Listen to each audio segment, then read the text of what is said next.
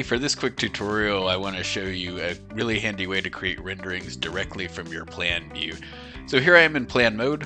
I'll close out of the edit mode, and a super handy feature is the ability to quickly set up your rendering camera using your calculation grid. So first, we'll start by making sure the calculation grid is selected by left clicking, and you'll know it's selected once it's highlighting. Now, the cool part, if I right click and do view location in 3D, it's going to drop the camera right where my cursor was, pointed to the center of the room, and this will set me up for a great 3D view to create the initial rendering.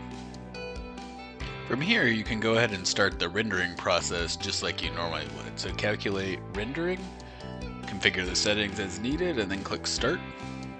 And you're not limited to just one rendering at a time, of course. You can easily create further renderings by simply moving your camera around and navigating to different perspectives in the space.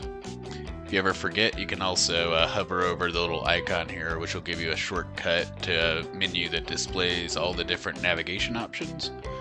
Third way is just to go back to our original lighting plan and then do view location in 3D again.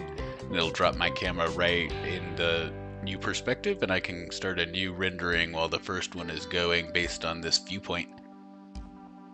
And now with both of our renderings complete, we can navigate back to the first perspective by clicking View and Model, and it'll show the rendering from that viewpoint, and then I can close out of that to get back to the perspective that created it by clicking Escape.